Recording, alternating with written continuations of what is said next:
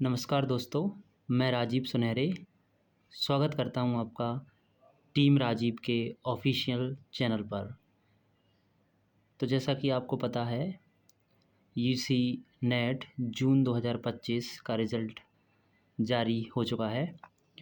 तो आइए समझते हैं कि इस रिज़ल्ट के क्या मायने हैं और हम इस रिज़ल्ट के माध्यम से नेक्स्ट जो दिसंबर 2025 का एग्ज़ाम आ रहा है, उसके लिए क्या नई रणनीति और क्या नए सबक सीख सकते हैं।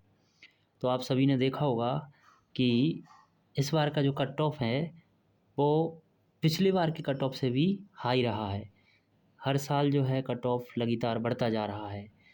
तो आज हम इस वीडियो में यह समझने का प्रयास करेंगे कि जो कट ऑफ है वो लगातार क्यों बढ़ रहा है और हमारी अप्रोच है वो क्या होनी चाहिए। तो चलिए बिना देरी के शुरू करते हैं। तो इस वीडियो में सबसे पहले जो यूसी नेट के द्वारा कुछ डाटा प्रोवाइड किया गया है, तो चलिए देखते हैं इस डाटा के क्या मायने हैं और इसको समझते हैं। ठीक है दोस्तों, तो आप स्क्रीन पर देख सकते हो कि इस बार जो जून 2025 का एग्ज़ाम है, इस बार सबसे जो है कैंडिडेट्स की जो संख्या है, वो रजिस्टर्ड कैंडिडेट्स की जो संख्या है वो 10 लाख के समथिंग है। 10,19,751 इतने बच्चों ने जो है रजिस्ट्रेशन करवाया था। ठीक है, इसके बाद हम देखते हैं कि अपीयर्ड जो बच्चे थे वो 7,52,007 बच्चे थे। ठीक है, जो अगला जो टेबल है इसमें हम देख सकते हैं कि नंबर ऑफ़ कैंडिडेट्स रजिस्टर्ड जो हैं वो 10 लाख थे और अपीयर्ड कितने हुए, 7.5 लाख के समथिंग हुए। अब यहाँ पर जो है candidates qualified for GRF and assistant professor, तो ये जो है 5,269 5,269 कैंडिडेट्स ने जो है जीआरएफ क्वालिफाई किया है इस बार। ठीक है, यानी कि 7.5 लाख में से 5,269 बच्चों ने जो है जीआरएफ क्लियर किया है। वहीं पर जो नेट है वो लगभग 54,885, लगभग क्या ये एग्जैक्ट डाटा है, तो 54,885 बच्चों ने जो है नेट क्वालिफाई किया है। वहीं पर अगर बात की जाए पीएचडी ओनली की, तो 1,28,000 के समथिंग बच्चों ने पीएचडी के लिए क्वालिफाई किया है। तो इन तीनों कैटेगरी के क्या मायने हैं और ये वीडियो में हम समझेंगे। तो जिन भी बच्चों का एग्ज़ाम क्लियर हुआ है उन सभी को हमारी तरफ से जो है हार्दिक बधाइयाँ, और जिनका नहीं हुआ है और उनको जो है अपनी कमियों को देखकर नेक्स्ट अटेम्प्ट की तैयारी करनी है। तो उन सभी को जो है नई रणनीति के साथ में आगे की तैयारी करना है, उनको हताश नहीं होना है ना। चलिए नेक्स्ट देखते हैं।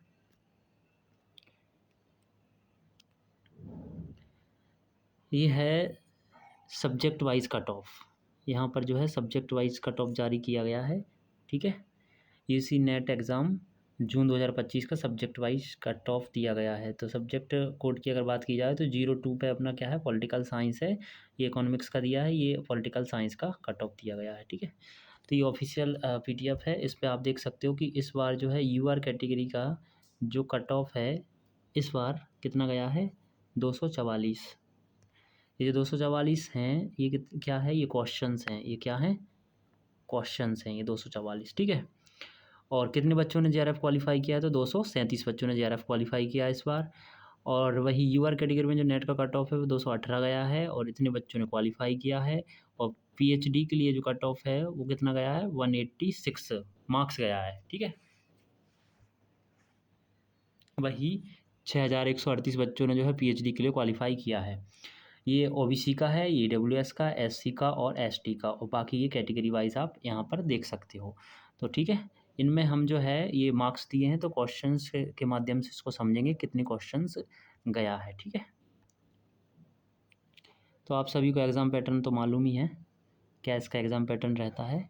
तो हम समझते हैं यहाँ पर कि कट ऑफ कितने क्वेश्चंस गए हैं। ठीक है, तो यहाँ पर जो है देखिए, इस बार का जो यूआर का जो जीआरएफ का कट ऑफ है वो 122 क्वेश्चन गया है, जबकि जो दिसंबर जो नेक्स्ट था वो पिछला वाला था उसका कितना गया था, 118 गया था। और 109 क्वेश्चन पे आपका नेट क्लियर हुआ है यूआर कैटेगरी में। तो कट ऑफ जो है लगातार बढ़ रहा है। आप देख सकते हो कि ओबीसी का जो कट ऑफ है वो 118 क्वेश्चन गया है जीआरएफ का, और वही 101 क्वेश्चन पे नेट हुआ है। ईडब्ल्यूएस की बात की जाए तो 119 क्वेश्चन पर जीआरएफ हुआ है और 100 क्वेश्चंस पर नेट हुआ है। अगर एससी कैटेगरी की बात की जाए तो इस बार 111 क्वेश्चंस पर जीआरएफ हुआ है और 93 क्वेश्चंस पर नेट हुआ है। एसटी कैटेगरी की अगर बात की जाए तो 109 क्वेश्चंस पर जीआरएफ हुआ है और 90 क्वेश्चंस पर जो है नेट क्वालिफाई हुआ है। तो आप समझ सकते हो इसके माध्यम से कि कट ऑफ जो है वो हर साल लगातार बढ़ रहा है, क्योंकि इसका जो मुख्य कारण यही है कि फैक्चुअल डाटा अधिक पूछा जा रहा है। वही साल दर साल जो है कंटेंट और एग्ज़ाम की जो प्रवृत्ति है वो बच्चों को पता चलती जा रही है, इसलिए जो है कट ऑफ लगातार बढ़ रहा है। कॉन्सेप्चुअल क्वेश्चंस अब देखने को नहीं मिल रहे हैं, लेकिन ये यूसी नेट जो एनटीए है ये जो है अपना एग्ज़ाम पैटर्न कभी भी बदल सकता है। तो आपको जो है कॉन्सेप्ट और फैक्ट दोनों को लेकर ही तैयारी करना होगी। ठीक है, चलिए आगे बढ़ते हैं अब इसी में। तो ये जो है अलग अलग कैटेगरी का कट ऑफ दिया गया है, आप देख सकते हो।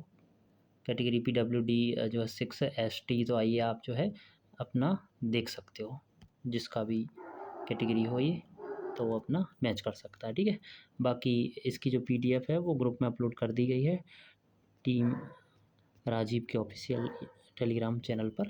इसकी पीडीएफ जो है अपलोड कर दी गई है। ठीक है दोस्तों, चलिए आगे बढ़ते हैं। ये है इसकी आंसर की, फाइनल आंसर की, पॉलिटिकल साइंस की जो फाइनल आंसर की है वो आप सर जो है क्या बदलाव फाइनल आंसर की में हुए थे, तो दो बदलाव देखने को मिले थे यहाँ पर। एक क्वेश्चन ड्रॉप हुआ था, एक क्वेश्चन जो है ड्रॉप हुआ था, ये ड्रॉप क्वेश्चन है।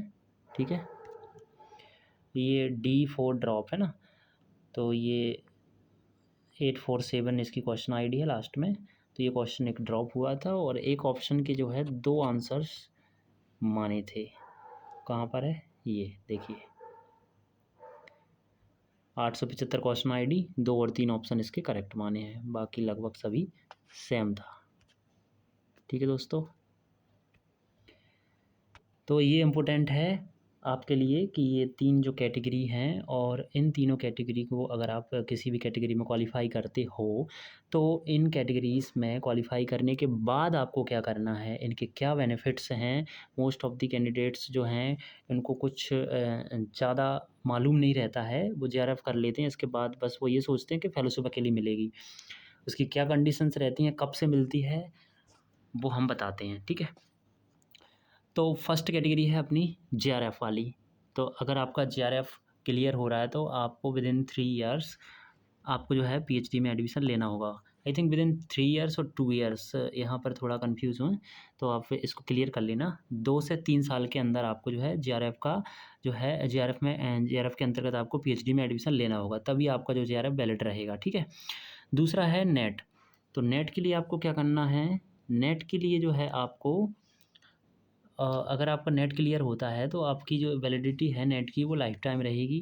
तो नेट के माध्यम से आप क्या कर सकते हो, आप असिस्टेंट प्रोफेसर के एग्ज़ाम के लिए ऑल इंडिया में कहीं भी वैकेंसी आती हैं तो आप एलिजिबल हो जाओगे। ठीक है, तो नेट के माध्यम से आप जो है असिस्टेंट प्रोफेसर के लिए एलिजिबल हो जाओगे, प्लस आप पीएचडी में एडमिशन भी ले सकते हो। और तीसरी कैटेगरी है ओनली पीएचडी।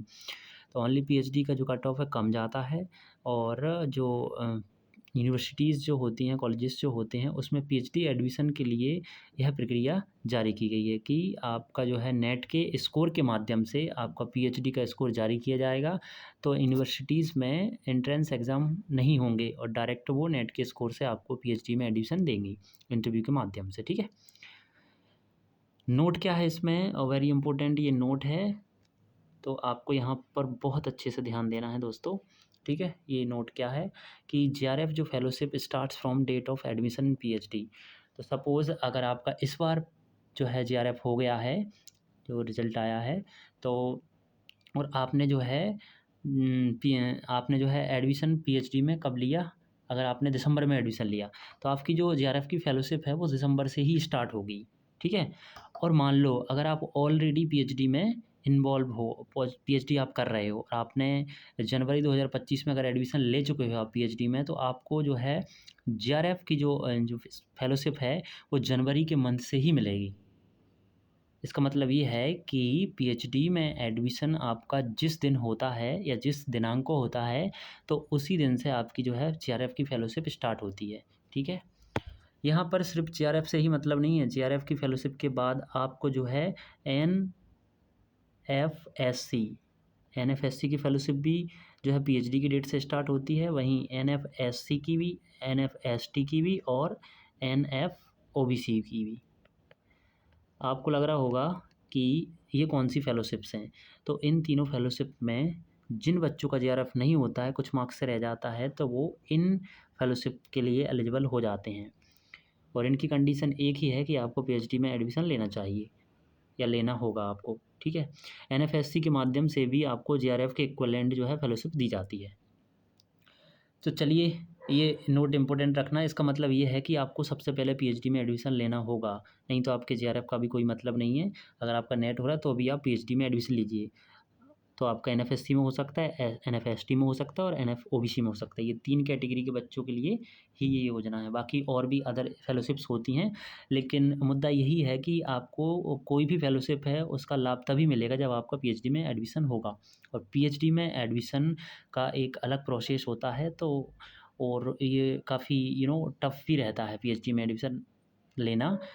अलर्ट रहना पड़ता है, अवेयर रहना पड़ता है, कितनी सीट आ रही हैं, कब सीट आ रही हैं, कौन सी यूनिवर्सिटी में सीट्स आ रही हैं, तो इसके लिए हम एक सेपरेट वीडियो अलग से लाएंगे।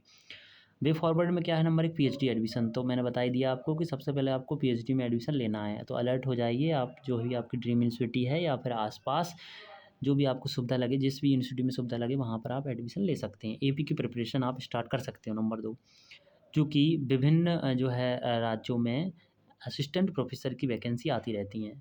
अभी हाल ही में मध्य प्रदेश में एग्ज़ाम हुए हैं और 27 जुलाई को भी एक एग्ज़ाम होने वाला है, ठीक है? और वहीं पर 2026 में भी नई असिस्टेंट प्रोफ़ेसर की मध्य प्रदेश में वैकेंसी आने वाली हैं। वहीं पर उत्तर प्रदेश में भी वैकेंसी आ रही हैं, ठीक है? राजस्थान में भी वैकेंसी आ रही हैं, बिहार में भी वैकेंसी आ रही हैं, हरियाणा का भी चल रहा है, राजस्थान का भी चल रहा है। तो आपको असिस्टेंट प्रोफ़ेसर की जो है तैयारी करना, आप जिस भी स्टेट से हैं या फिर अदर स्टेट की भी आप तैयारी कर सकते हो। You are eligible overall India, ठीक है? तो आप पूरे इंडिया में कहीं भी अप्लाई कर सकते हो नेट के माध्यम से। So thanks for watching. हमारा उद्देश्य है शिक्षा से क्रांति की ओर। आप शिक्षित होंगे तो आप बदलाव करोगे अपने जीवन में, अपने परिवार में, अपने समाज में। और टीम राजीव का यही लक्ष्य है कि एजुकेशन से रेवोल्यूशंस का रास्ता आपको तय करना है। तो धन्यवाद।